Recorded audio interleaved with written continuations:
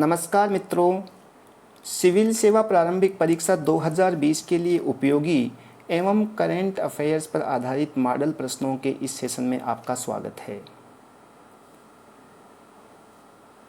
आज का पहला प्रश्न है, विदेशी अंशदान विनियमन अधिनियम 2010 के संबंध में निम्नलिखित कथनों पर विचार कीजिए।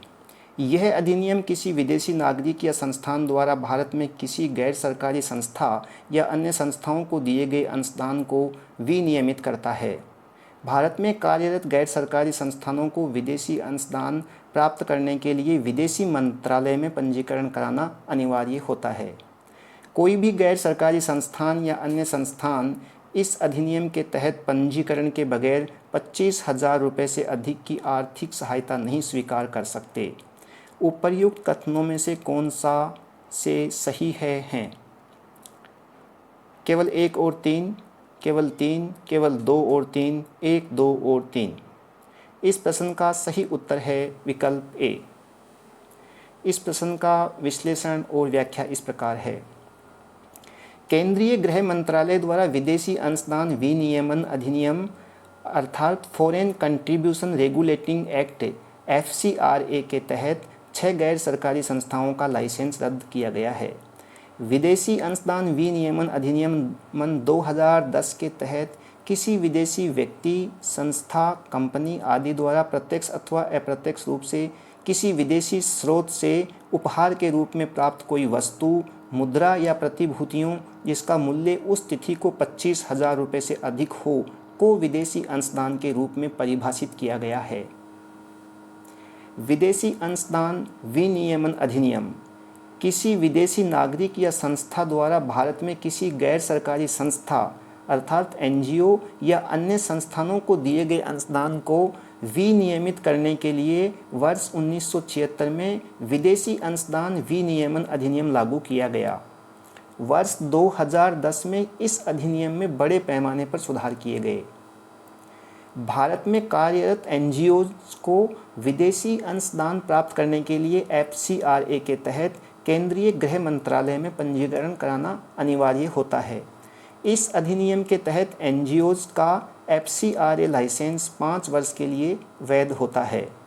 FCRA के तहत पंजीकरण के बगैर कोई भी NGOs या अन्य संस्थान 25,000 रुपये से अधिक की आर्थिक सहायता या कोई अन्य विदेशी अंशदान नहीं स्वीकार कर सकते।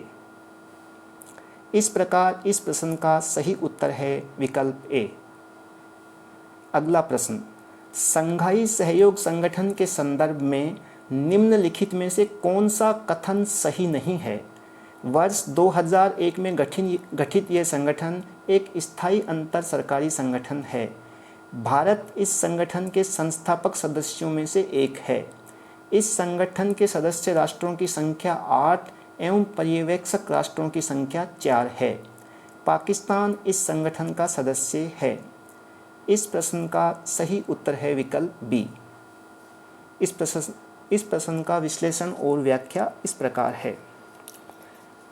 भारत चीन के मध्य 4 सितंबर 2020 को मॉस्को रूस में संघाई सहयोग संगठन SCO की बैठक के समय रक्षा मंत्री स्तर की बैठक हुई। पूर्वी लद्दाख में वास्तविक नियंत्रण रेखा अर्थात LAC पर सीमा विवाद के शुरू होने के बाद से भारत और चीन के मध्य यह पहली उच्च स्तरीय राजनीतिक आमने सामने की बैठक थी। भारत ने पूर्वी लद्दाख में LAC के साथ सभी बिंदुओं पर यथास्थिति की बहाली के लिए जोर दिया और सैनिकों की शीघ्र वापसी के लिए आह्वान किया। संघाई सहयोग संगठन वर्ष 2001 में इस संगठन का गठन हुआ। यह स्थायी अंतर सरकारी संगठन है जिसका मुख्यालय बीजिंग चीन में है। यह एक प्रमुख यूरेशियाई संगठन है जो विश्व की आधी जनसंख्या का प्रतिनिधित्व करता है। इस संगठन के सदस्य राष्ट्रों की संख्या 8 है जो इस प्रकार हैं: भारत, कजाकिस्तान, चीन, किर्गिस्तान, पाकिस्तान, रूस, ताजिकिस्तान और उज़्बेकिस्तान। इस संगठन में 4 पर्यवेक्षक राष्ट्र अफ़गानिस्तान, बेलारूस, ईरान और मंगोलिया शामिल हैं। भारत इस संगठन में रूस के आग्रह पर वर्ष 2017 में शामिल हुआ। चीन ने पाकिस्तान के प्रवेश के साथ एससीओ में भारत के प्रवेश को संतुलित किया। इस संगठन के 2 स्थायी निकाय हैं, बीजिंग स्थित सचिवालय और उज्बेकिस्तान के ताशकंद में स्थित क्षेत्रीय आतंकवाद विरोधी संरचना की कार्यकारी समिति। इस प्रकार इस प्रश्न का सही उत्तर है विकल्प बी। कथनों पर विचार कीजिए। भारतीय रिजर्व बैंक विदेशी मुद्रा भंडार के संरक्षक एवं प्रबंधक के रूप में कार्य करता है। विदेशी मुद्रा भंडार में विदेशी परिसंपत्तियां और स्वर्ण भंडार शामिल होते हैं। विदेशी मुद्रा भंडार में अंतर्राष्ट्रीय मुद्रा कोष के पास रिजर्व कोष को शामिल नहीं किया जाता है। विदेशी मुद्रा भंडार में वृद्धि से देश के बाह्य और आंतरिक वित्तीय प्रबंधन के मुद्दों में मदद मिलती है। उपर्युक्त कथनों में से कौन सा से सही हैं? केवल 1 और 3, केवल 1, 2 और 4, केवल 2 और 3, 1, 2, 3 और 4। इस प्रश्न का सही उत्तर है विकल्प बी।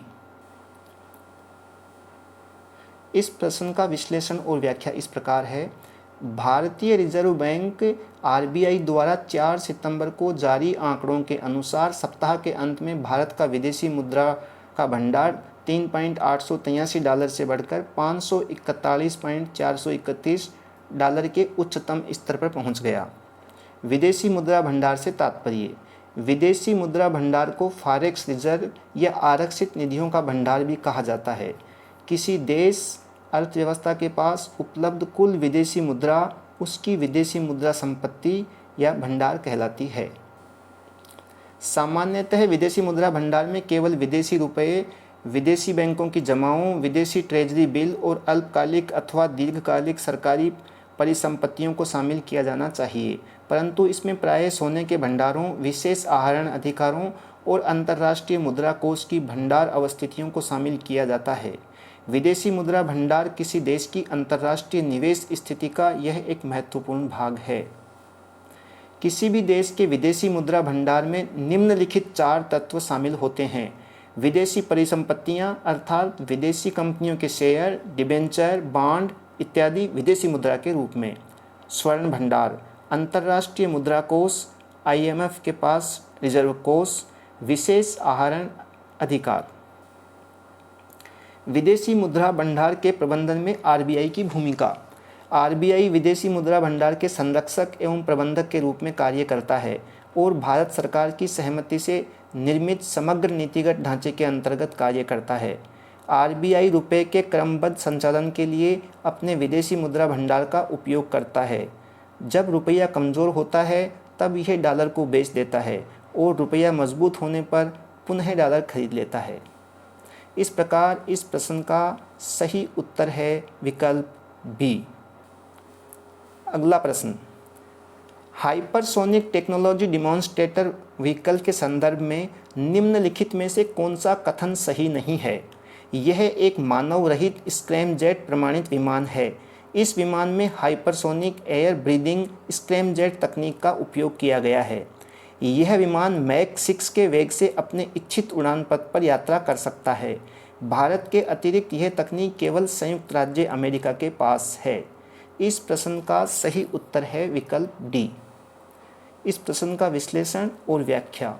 हाल ही में रक्षा अनुसंधान एवं विकास संगठन अर्थात डीआरडीओ ने हाइपरसोनिक टेक्नोलॉजी डिमॉन्स्ट्रेटर व्हीकल का सफलतापूर्वक परीक्षण किया है। यह परीक्षण ओडिशा के तट पर स्थित एपीजे अब्दुल कलाम द्वीप के doctor APJ Abdul Kalam launch complex से किया गया। संयुक्त राज्य अमेरिका, रूस और चीन के बाद भारत इस तकनीक को विकसित करने वाला दुनिया का चौथा देश बन गया है। हाइपरसोनिक टेक्नोलॉजी डिमॉन्स्ट्रेटर व्हीकल यह एक मानव रहित स्क्रैमजेट प्रमाणित विमान है जो हाइपरसोनिक गति से यात्रा कर सकता है। इसमें हाइपरसोनिक एयर ब्रीदिंग स्क्रैमजेट तकनीक का उपयोग किया गया है। एयर ब्रीदिंग इंजन ईंधन के दहन के लिए वायुमंडलीय ऑक्सीजन का उपयोग करता है। इनमें टर्बोजेट, टर्बोप्रॉप, रैमजेट और पल्स जेट शामिल हैं। यह प्रणाली उपयोग की दृष्टि से अन्य प्रणालियों की तुलना में हल्की, कुशल एवं लागत प्रभावी है। एयर ब्रीदिंग इंजन 3 प्रकार के होते हैं: ramjet, scramjet, dual mode ramjet. Scramjet engine ramjet engine का ही एक अपडेटेड रूप है, क्योंकि यह हाइपरसोनिक गति में कुशलता से संचालित होता है और सुपरसोनिक दहन की अनुमति देता है। यह विमान ध्वनि की गति से 6 गुना अर्थात मैक 6 के वेग से अपने इच्छित उड़ान पथ पर यात्रा कर सकता है। मैक संख्या हवा में ध्वनि की गति की तुलना में एक विमान की गति का वर्णन करता है, जिसमें मैक 1 ध्वनि की गति के बराबर होता है, यानी प्रति सेकंड 343 मीटर। इस प्रकार इस प्रश्न का सही उत्तर है विकल्प डी। अगला प्रश्न, वैश्विक बहुआयामी गरीबी सूचकांक के संबंध में निम्नलिखित कथनों पर विचार कीजिए। यह विकासशील देशों की बहुआयामी गरीबी मापने की अंतर्राष्ट्रीय प्रणाली है। वर्ष 2015 में विकसित किए गए इस सूचकांक को प्रति वर्ष जुलाई माह में जारी किया जाता है। भारत में इस सूचकांक की निगरानी के लिए नीति आयोग नोडल एजेंसी है। उपर्युक्त कथनों में से कौन सा से सही हैं? केवल 1 और 2, केवल 3, केवल 2 और 3, 1, 2 और 3। इस प्रश्न का सही उत्तर है विकल्प ए। इस प्रश्न का विश्लेषण और व्याख्या। वैश्विक बहुआयामी गरीबी सूचकांक MPI 107 विकासशील देशों के बहुआयामी गरीबी मापने की अंतर्राष्ट्रीय प्रणाली है। इसे ऑक्सफोर्ड गरीबी और मानव विकास पहल और संयुक्त राष्ट्र विकास कार्यक्रम द्वारा वर्ष 2010 में विकसित किया गया था। इसे प्रतिवर्ष जुलाई माह में संयुक्त राष्ट्र के सतत विकास पर उच्च स्तरीय राजनीतिक फोरम में जारी किया जाता है। हाल में वैश्विक बहुआयामी गरीबी सूचकांक की निगरानी के लिए नीति आयोग द्वारा राष्ट्रीय फ्रेमवर्क का निर्माण किया जा रहा है। नीति आयोग भारत में इस सूचकांक की निगरानी के लिए नोडल एजेंसी है। वैश्विक MPI भारत सरकार द्वारा पहचाने गए उन 29 चुनिंदा वैश्विक सूचकांकों में से एक है जिन्हें सुधार और विकास के लिए वैश्विक संकेतक के रूप में जाना जाता है। इनमें शामिल सूचकांक महत्वपूर्ण सामाजिक और आर्थिक संकेतकों के आधार पर भारत के प्रदर्शन का मापन और निगरानी करने में मदद करते हैं। इस प्रकार इस प्रश्न का सही उत्तर है विकल्प ए। अगला प्रश्न, एराविकुलम नेशनल पार्क के बारे में निम्नलिखित में से कौन सा कथन सही नहीं है? यह पार्क केरल राज्य में स्थित है। इसे नेशनल पार्क का स्टेटस 1975 में मिला। यह पार्क नीलकुरिंजी फूल के लिए प्रसिद्ध है। अन्नाईमुडी चोटी इस पार्क में ही स्थित है। इस प्रश्न का सही उत्तर है विकल्प बी। इस प्रश्न का विश्लेषण और व्याख्या। एराविकुलम नेशनल पार्क केरल राज्य के इडुक्की जिले के देवीकुलम तालुक में दक्षिण पश्चिमी घाट के कन्नन देवन पहाड़ी में स्थित है। इस पार्क को 1975 में एराविकुलम राजमाला वन्य जीव अभयारण्य घोषित किया गया और वर्ष 1978 में इसे नेशनल पार्क का स्टेटस मिला। यह पार्क 97 वर्ग किलोमीटर क्षेत्र में फैला हुआ है। एराविकुलम नेशनल पार्क से संबंधित प्रमुख तथ्य। इस पार्क में बड़ी तादाद में नीलगिरी तहर पाए जाते हैं। यह पार्क नीलकुरिंजी फूल के लिए प्रसिद्ध है। यह फूल 12 वर्ष में एक बार खिलता है। यहाँ मोंटेन सोला ग्रासलैंड वनस्पति पाई जाती है। प्रायद्वीपीय भारत की सबसे ऊंची चोटी अन्नाईमुडी इसी पार्क में है। इस पार्क का राजामलाई क्षेत्र पर्यटन के लिए प्रसिद्ध है। इस प्रकार इस प्रश्न का सही उत्तर है विकल्प बी। अगला प्रश्न, राज्यों के business reform action plan ranking के संबंध में निम्नलिखित कथनों पर विचार कीजिए। इसके चौथे संस्करण में आंध्र प्रदेश राज्य को प्रथम स्थान प्राप्त हुआ है। ये रैंकिंग नीति आयोग द्वारा जारी की जाती है। ये रैंकिंग राज्यों में निवेश एवं ईज ऑफ डूइंग बिजनेस को बढ़ावा देने के उद्देश्य से जारी की जाती है। उपर्युक्त कथनों में से कौन सा से सही हैं? केवल 1 और 3, केवल 3, केवल 2 और 3, 1, 2 और 3। इस प्रश्न का सही उत्तर है विकल्प ए। इसका विश्लेषण और व्याख्या। हाल ही में बिजनेस रिफॉर्म एक्शन प्लान के चौथे संस्करण में राज्यों की रैंकिंग जारी कर दी गई है। रैंकिंग में आंध्र प्रदेश पहले, उत्तर प्रदेश दूसरे, तेलंगाना तीसरे और मध्य प्रदेश चौथे स्थान पर रहे हैं। ये रैंकिंग 2015 से प्रदान की जा रही है। इसमें बिजनेस रिफॉर्म एक्शन प्लान को लागू करने की राज्यों की क्षमता को परखा जाता है। इसमें बिजनेस रेगुलेटरी एरियाज जैसे access to information, single window system, labour regulation, construction permit, tax payment, inspection एवं एनवायरनमेंट को शामिल किया जाता है। ये रैंकिंग प्रदान करने का उद्देश्य राज्यों में निवेश को बढ़ावा देना और ईज़ ऑफ डूइंग बिजनेस को बढ़ाना शामिल है। रैंकिंग के जरिए राज्यों में स्वस्थ प्रतिस्पर्धा को प्रोत्साहन मिलता है। ये रैंकिंग वाणिज्य एवं उद्योग मंत्रालय के department for promotion of industry and internal trade DPIIT के द्वारा तैयार की जाती है। इस प्रकार इस प्रश्न का सही उत्तर है विकल्प ए। अगला प्रश्न, निम्नलिखित कथनों पर विचार कीजिए। राष्ट्रीय बांस मिशन को वर्ष 2010-11 में केंद्र प्रायोजित योजना के रूप में शुरू किया गया था। वर्ष 2014-15 में इसे एकीकृत बागवानी विकास मिशन के अंतर्गत शामिल कर लिया गया। वर्ष 2018-19 में पुनर्गठित राष्ट्रीय बांस मिशन लॉन्च किया गया। उपर्युक्त कथनों में से कौन सा से सही हैं? केवल 1 और 3, केवल 3, केवल 2 और 3, 1, 2 और 3। इस प्रश्न का सही उत्तर है विकल्प सी। इस प्रश्न का विश्लेषण और व्याख्या। हाल ही में केंद्रीय कृषि मंत्री ने 9 राज्यों में बांस के 22 क्लस्टर्स का वर्चुअली उद्घाटन किया। इस अवसर पर राष्ट्रीय बांस मिशन के लिए लोगो भी जारी किया गया। इन 9 राज्यों में गुजरात, मध्य प्रदेश, महाराष्ट्र, ओडिशा, असम, नागालैंड, त्रिपुरा, उत्तराखंड और कर्नाटक शामिल हैं। राष्ट्रीय बांस मिशन को प्रारंभ में वर्ष 2006-07 में केंद्र प्रायोजित योजना के रूप में शुरू किया गया था। वर्ष 2014-15 में इसे एकीकृत बागवानी मिशन के अंतर्गत शामिल कर लिया गया। यह स्थिति वर्ष 2015-16 तक रही थी। इसके बाद वर्ष 2018-19 में पुनर्गठित राष्ट्रीय बांस मिशन लॉन्च किया गया। इस मिशन को हब एंड स्पोक मॉडल के तौर पर लागू किया जा रहा है। पुनर्गठित राष्ट्रीय बांस मिशन का उद्देश्य बांस क्षेत्र के पूरे वैल्यू चेन का विकास करना और साथ ही किसानों को बाजार से जोड़ना है। इस मिशन को ministry of agriculture and farmers welfare के department of agriculture, cooperation and farmers welfare द्वारा लागू किया जाता है। बांस के महत्व को समझते हुए वर्ष 2017 में इंडियन फॉरेस्ट एक्ट 1927 में संशोधन करके बांस को पेड़ की परिभाषा से हटाया गया। अब वन क्षेत्र के बाहर उगाए गए बांस को काटने के लिए अनुमति की आवश्यकता नहीं है। भारत में बांस 136 प्रजातियों के साथ 13.96 मिलियन हेक्टेयर एरिया कवर करता है। बांस को green gold, poor man's timber और क्रेडल टू कॉफिन टिम्बर भी कहा जाता है। इस प्रकार इस प्रश्न का सही उत्तर है विकल्प सी। अगला प्रश्न, निम्नलिखित कथनों पर विचार कीजिए।